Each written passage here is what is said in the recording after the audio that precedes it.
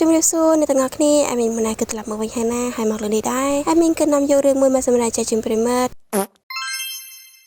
នៅតាមវិស័យរឿងមានជំងឺស្រីម្នាក់ដែលកំពុងតែដេកស្ទុកស្តាំងនៅលើក្រែបងប្រុសរបស់នាងគឺកំពុងតែហៅយំគឺប្រថាក្មេងស្រីបានបរិច្ចាគបេះដូងរបស់នាងអស់ទៅគាត់ដោយសារតែម្ដាយរបស់នាងបានសុំគាត់បានឲ្យនាងសន្យាជាមួយនឹងគាត់ថាមិនត្រូវធ្វើជាមនុស្សចិត្តល្អនៅក្នុងជីវិតថ្មីទេត្រូវតែធ្វើជាមនុស្សដែលចិត្តអាក្រក់គាត់តែពីខ្លួនឯងទៅគឺបានហើយទឹកភ្នែកក៏បានស្រក់ចូលដល់សភៅមួយក្បាលដែលនាងតែងតែចូលចិត្តអានអភិនិហ័យក៏បានកើតឡើងព្រឹងរបស់នាងក៏ត្រូវបានទាញចូលទៅក្នុងសភៅមួយក្បាលនោះការចងចាំតួអង្គក្នុងសភៅនោះក៏បានលេចឡើងនាងបានភ្ជាប់ឡើងជាមួយរូបកាយថ្មីគឺមានឈ្មោះថាយូសៀងគឺមានឈ្មោះស្រដៀងគ្នាទៅនឹងជីវិតមុននាងបានចងចាំថានៅពេលដែលម្ដាយរបស់នាងបានសុំឲ្យនាងប្រកបបេះដូងទៅឲ្យបងប្រុសរបស់នាងកំពុងតែនៅមន្ទីរពេទ្យប៉ុន្តែហេតុតែបានជានាងកំពុងតែនៅសម័យបុរាណវិញនាងក៏បានឆ្ងល់ជាមួយនឹងរឿងរបស់ខ្លួនឯងមិនបានជាខ្លួនតូចម្ល៉េះបារបស់នាងក៏សាតែឈឺបង្ហាញនៃការចងចាំនៃអ្នករូបកាយមុននាងក៏ត្រូវបានគេធ្វើឲ្យរងរបួសជើងនាងក៏បានបាក់ភួយមើលជើងរបស់នាងពិតជាត្រូវរបួសមេឃនាងបានដឹងហើយថានាងកំពុងតែស្ថិតនៅក្នុងព្រលឹមលោកដែលនាងតែងតែអានតួអង្គយូសៀងនេះដែរត្រូវបានគេសរសេរថាគឺជាមនុស្សដែលខ្លាំងបន្លំត្រូវស្លាប់ដោយសារតែការបំពេញហើយកាត់ជំងឺបាក់ទឹកចិត្តដោយសារតែខ្លួនឯងមានកម្ពស់ទាបពេកនាងត្រូវពិការជើងអស់មួយជីវិតហើយនៅរៀបការជាមួយនឹងមនុស្សខុសនាងក៏បានព្យាបាលធម្មតាមនុស្សដែលគេឆ្លងភពជួបក្នុងព្រលឹមលោកគេតែងតែបានជាតួឯកប៉ុន្តែនាងវិញបានជាតួចិត្តអាក្រក់ដណ្ដើមគូស្នេហ៍របស់តួរងទៅវិញបើតាមសាររឿងព្រលឹមលោកបានសរសេរមុនថាមុនពេលដែលគ្រួសាររកឃើញនាងប៉ាត់នាងក៏ត្រូវតែបន្លំខ្លួនសិននាងត្រូវតែស្ងប់ស្ងាត់នៅក្នុងជីវិតមុននាងបានរងទុក្ខលំបាកច្រើនហើយពេលនេះនាងត្រូវនៅតែបានល្អនៅក្នុងព្រលឹមលោកនេះដែរគឺមានល្បិចកលច្រើនណាស់តែនាងត្រូវពឹងពាក់លើអ្នកណាទៅណោះអ្នកស្រីលីនគឺជាម្ដាយចង់គឺមិនអាចទុកចិត្តបានទេលោកយាយូក៏មិនប្រកាសថាអាចពឹងពាក់គាត់បានដែរចំណែកពីនយានវិញគឺជាអ្នកស្ទង់ប្រដាក់តាំងពីក្មេងមើលតែអនាគតល្អ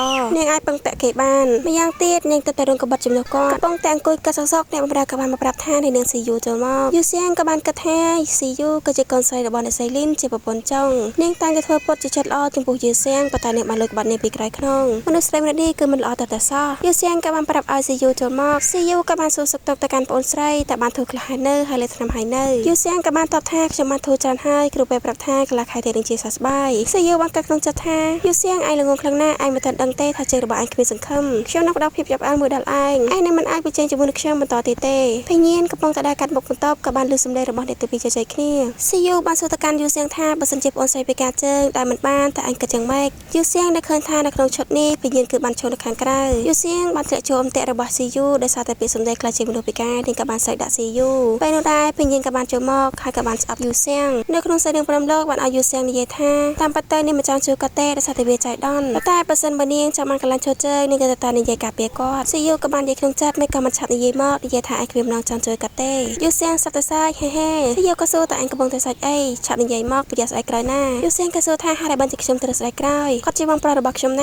គាត់ក៏ជាក្នុងឯកគ្រួសាររបស់យើងដែរបើគ្មានវត្តមានរបស់គាត់ទេយើងមិនអាចមានថ្ងៃនេះបានទៅខ្ញុំសុខចិត្តពីការជើងល្អជាងឲ្យបងប្រុសភីនជៀនមានរឿងអ្វីកើតឡើងយូសៀងបានធ្វើពុតជាយំទោះបីជាខ្ញុំតែងតែនាំរឿងឲ្យគាត់ប៉ុន្តែខ្ញុំគ្រាន់តែចង់បានការយកចិត្តទុកដាក់ពីគាត់តែប៉ុណ្ណោះឯងខ្ញុំគ្រាន់តែចង់ឲ្យគាត់និយាយជាមួយខ្ញុំតែបន្តិចតែប៉ុណ្ណោះស៊ីយូបានកាត់ក្នុងចិត្តថានាងធ្លាប់ជាមនុស្សដែលខ្មាស់អៀនអាត្មានិយមមិនក៏សុខសប្តាហ៍ទៅខ្លាចជាមនុស្សត្រឹមត្រូវបែបនេះនាងបាននិយាយទៅកាន់យូសៀងថាលើឯងនិយាយបែបនេះបងអស់បារម្ភហើយយូសៀងក៏សួរតើបងស្រីពិតជាអស់បារម្ភចឹងមែនអត់ខ្ញុំឃើញថាបងស្រីសប្បាយចិត្តសឹងអីពេលដែលគេនាំខ្ញុំមកតែមានរបួសជើងបងស្រីនិយាយថាខ្ញុំនឹងមិនក៏អីក៏តមិនតបពីរងរបួសទៀតទេស៊ីយូក៏បានស្រែកឡើងមិនក៏ឯងដឹងតើឯងបានសុខបាននាងបម្រើរបស់ខ្ញុំហើយដល់អ្នកសើបការនៅក្បែរខ្លួនខ្ញុំមែនអត់យូសៀងក៏បាននិយាយថាបងស្រីខ្ញុំតែងតែធ្វើល្អដាក់បងដោយចិត្តស្មោះបងស្រីជាមនុស្សតំណាក់កតដែលខ្ញុំទុកចិត្តខ្ញុំតែងតែឲ្យបងនៅប្រាក់ប្រាំលឹងជារៀងរាល់ខែតែខ្ញុំមិនធ្វើអ្វីដាក់បងហើយបានជាបងស្រីស្អប់ខ្ញុំខ្លាំងម្ល៉េះស៊ីយូក៏បាននិយាយទាំងបែរមុខចេញថាឯងគឺជាកូនស្រីស្អប់ច្បាប់ហើយមានអ្វីៗគ្រប់យ៉ាងដែលឯងចង់បានឯងមិននឹងអាចយល់ពីទុក្ខលំបាករបស់កូនចង់បានទៅស៊ីយូក៏សាប់ទៅសែកឡើងថាថ្ងៃល្អរបស់ឯងគឺបានកន្លុកផុតទៅហើយឥឡូវនេះឯងគ្រាន់តែជាមនុស្សខ្លាំងបន្លំដែលគ្មានកន្លែងនៅត្រូវតែប៉ុណ្ណោះពេលញៀនបាក់គ្នាចូលមកក៏បានស្រែកឲ្យបិទមាត់